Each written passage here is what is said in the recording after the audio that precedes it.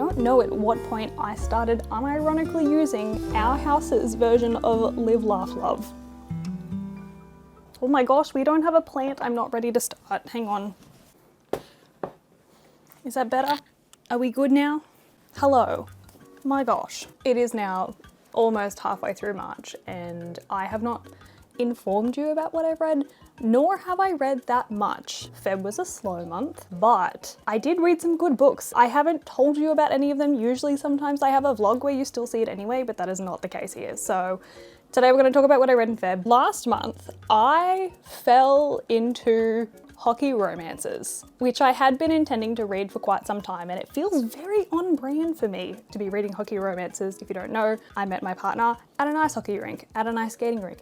I was doing ice skating, he was doing ice skating. It fell into place. That's where we met. It's our origin story. Meet cute. I know the romance lingo because I've been reading a lot of it. We'll get to that. First, let me tell you about some of the other books I read in Feb so I don't go off on too many tangents and so that we're not here forever. First, I finally read The Narrow Road Between Desires by Patrick Rothfuss. This is Patrick Rothfuss's like accompanying companion novel to The Name of the Wind series, which is unfortunately still not complete, but this is in fact a redeveloped, revamped version of The Lightning Tree, which Patrick Rothfuss released a while ago in like an anthology of short stories, I think it was. But in this we follow Bast and we follow him throughout the span of a day in the town that he and Coat occupy. Bast is somewhat of a side character in The Name of the Wind. We don't actually hear a lot about him, but there's a lot of mystery surrounding him. So I actually really appreciated that we get to see obviously a lot more of him in this one because it's about him, but we get to know more about his character, the things he does throughout the day in a really cozy fantasy adjacent way. And I'm hesitant to say that because technically it ticks the boxes, but I don't know if this does technically fall into the realm of cozy fantasy, but it feels like it does. But I'm not saying it is. Like, don't be like, oh my god, I'm gonna pick this up, it's gonna be a cozy fantasy. You may not feel like that if you read it. I think the thing I actually had the most fun with in this was reading Patrick Rothfuss's author note and acknowledgements at the end, like the intro and the outro, because he's so aware of how long he's kept us all waiting for the third book in the series, but also validates the fact that we've been waiting for so long and like also incorporates humor. It was crafty and I feel less angry about the fact that this is the book we got instead of Doors of Stone.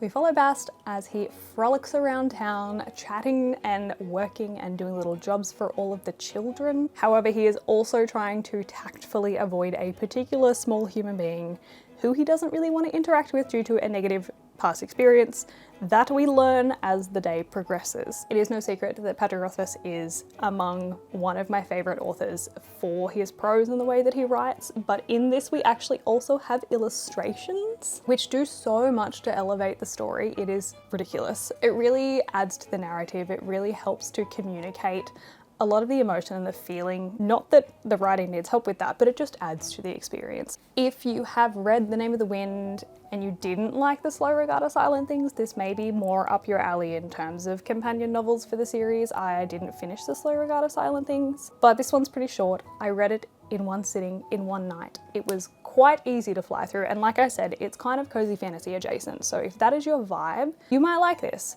Next, I finally read and listened to the TikTok sensation Assistant to the Villain by Hannah Nicole Mayer. The author of this book went somewhat viral on TikTok during the COVID period with her mini-series depicting what becomes the main character of this book's experience of being the assistant to the town's morally grey fantasy villain, which is exactly the premise of the book as well. Her name is Evie and she is just trying to make her way in this small town. She's trying to hold down a job, but no one wants to keep her. She cannot find a job to save her life when she's literally thrust into the path of the villain who offers her a job. And like every good type A perfectionist, she throws herself wholeheartedly into the role and becomes integral to the company because evil is a company in this book. I'm very glad I listened to this because unfortunately I didn't like it as much as I thought I was going to. I really loved the miniseries and I think the visual aid of having the author acted out in front of you added so much more to the story when it was in that short form. Also it was short form, so it was so much easier to consume. But I feel like this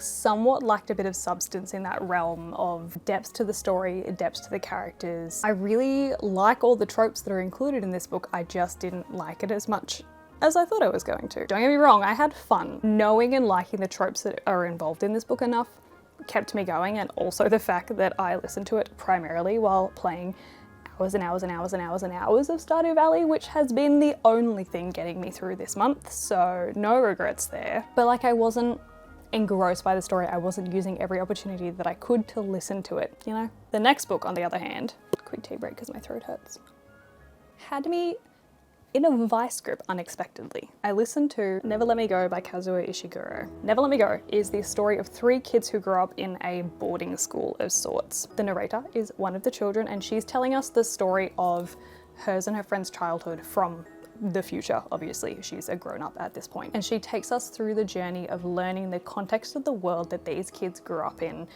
as they learned and experienced it growing up. It was just very cleverly done, in my opinion. I think I would put it akin to maybe some of Patrick Ness's writing in that way, because I know he has a tendency also to do that drip feeding of information.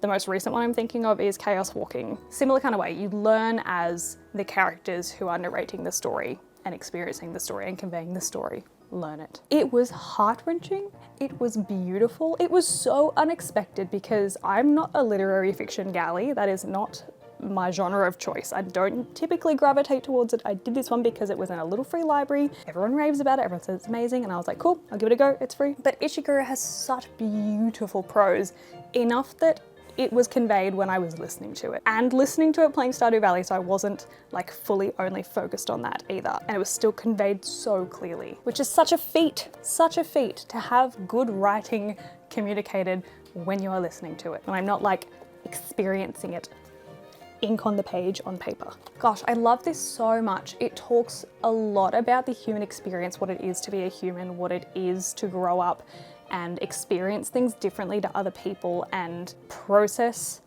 as you go and learn as you go how differently that experience can be and how that then impacts you later on in life. And it has such a heavy focus on what even makes us human, what even is the concept of us being human. How do we define that? How do we recognize that? I cannot recommend this enough. Like, it's not one that I'm gonna shove in people's faces and say, you absolutely have to read this. I think that everyone will love it. I don't think that it's one that everyone will love. And if you do read it, go into it knowing absolutely nothing. Don't look at synopses, don't look at anything. Just go in blind, experience it as it happens. That's what I did. It was amazing. I did not expect to like this as much as I did. I'm so pleasantly surprised. Really also because my brain was stuck in this space of not being able to actually process anything that has any substance, hence the sheer amount of hockey smut that I consumed that we're about to talk about. But I think that you will like this if you are a literary fiction person, or if you're just someone who appreciates lovely, beautiful writing.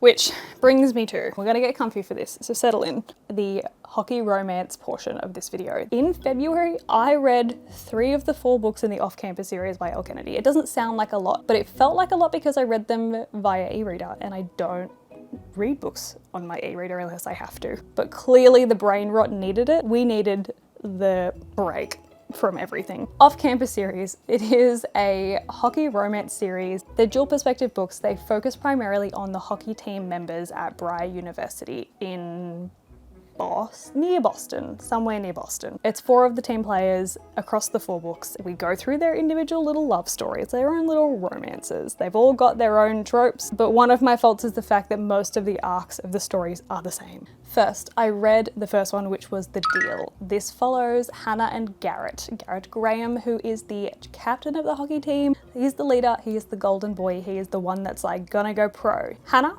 is a singing major, she's a music major. She's just trying to get through her showcase, she's just trying to do her final performance that she needs to do before they graduate and go on to do whatever they want to do. And then also just figure out what she wants to do as well. They're in the same philosophy ethics class, I think it is. And everyone in this class basically has failed an assignment, and Hannah is like the only one that has passed. Garrett, first of all, notices how she looks. I did not say that the series was progressive. I just said I enjoyed it. But he then also realizes that she passed the course and he needs to have a decent GPA because otherwise he won't be allowed to play on the team. So he asks her to tutor him and she says no. And then he continues to pursue her to get her to tutor him, even though she continues to say no. They end up coming to an agreement with some form of fake dating trope, which gets me every time. What starts as a begrudging deal ends up actually forming into like a properly fully fledged friendship that then could potentially be more. We know it's going to be more. It's a romance. Being my first hockey smut, I had zero expectations going in. I just expected to read about hockey and smut. That was it. That's all the expectations I had. And so I was so thoroughly blown out of the water by how invested I was. It's tropey, it's cheesy. This one particularly had a few moments that I was like, my knees are weak. I'm so very, very here for this. I love this a lot. It is not the most amazing written. None of them are like, oh my God, fantastic, amazing, literary, but they're not the worst I've ever read. The second one is The Mistake, which is following Logan and Grace. Logan is one of the defensemen on the hockey team. Also lives with Garrett. All four of these boys live together, by the way. Grace is what is Grace? A psychology major, I think? Their meet cute, essentially, is Logan is just trying to find his mate in the college dorms and rocks up, knocks at her door, realizes that he has the wrong room, but stays anyway and watches TV with her, and they do some of the hanky-panky things. Who does that? Who decides to stay at a random person's house to watch TV with them when you don't know them and you're looking actively for someone else? That we set aside our expectations, we suspend reality when reading these kinds of books. This one was much more smut than hockey. I thought the first one was like, oh, why do people call these hockey smut? This is like a normal amount of spiciness that I'm used to. But the second one definitely lived up to that reputation. And then the third one, even more so. But I will say also for the series as a whole, one thing I actually quite enjoyed is that it wasn't just hockey as a vessel to then deliver a romance. It was mostly that, let's be real. But as someone who knows some things about the National Hockey League in America, the information was correct and there is like actually some substance to the hockey stuff that they're talking about. I appreciate that as well. This one was my least favorite out of the four, actually. I think I just didn't like Logan's character and his character arc as much as I liked Garrett's. Also, again, sidebar for the whole series as a whole, there's some like relatively heavy topics in all of these. So like if you're gonna read them, they do really be rot for the brain, but also there's some heavy topics in there. So check the content warnings, make sure that you keep your brain safe.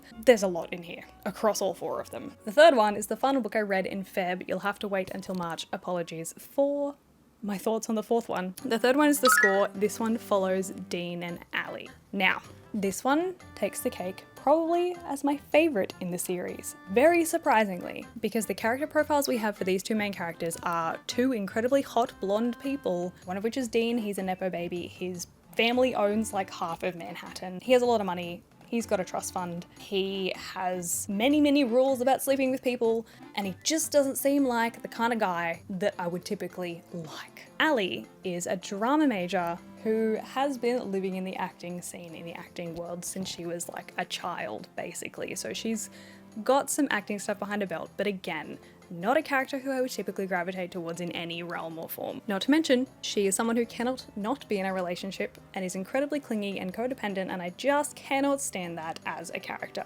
trait. What I loved about this book is the tropes, entirely the tropes, everything except the profiles of the main characters. And these probably say a lot about my psyche, but let's not spend way too much time thinking and overanalyzing that. Remember, I'm here for the rot. The tropes are the guy falls first, for starters. She's the first person I've ever wanted to be with for more than one night, followed closely by my only works for her now. Let's keep our fling non-relationship, but actually a relationship, a secret from our friends, and the subsequent who did this to you that rolls into the reveal of said non-relationship fling with the friends. Also, the spice in this one slapped. It was great. Like I said, overall of the series, not the most amazingly written. The dialogue, sometimes you just have to push through and move through and just radically accept what's happening. Another thing that I also really liked about them is that we have, obviously because they all live together, a lot of crossover with the previous books and characters. So it is kind of important to read them in order, not super necessary, but like some spoilers if you don't. I will, however, be taking a brief hiatus from the hockey smut because I've just simply read too much of it. Moving into March, we have other plans, other genres, hopefully on the horizon, along with a healthy dose of Stardew Valley, which is what I'm going to do immediately after we finish our discussion today. So with that in mind, that is all the books I read in February of this year, 2024. Bit of a slower month, not the most amazing for reading because life is kind of super busy at the moment and I'm just learning to accept that and learning, like I said at the start of the year, that I'm just gonna have to spend a bit less time with you, I'm sorry. We spend so much time together. I spend so much time in this space that I sometimes need to prioritize actually cleaning my house. rather than doing this. So in the interest of my hygiene and cleanliness, thank you so much for watching. I hope that you enjoyed. I hope you're having a fantastic day or night or whatever time it is where you are in the world, and I will see you maybe next week, maybe the week after. Yet to be seen. All right. Goodbye.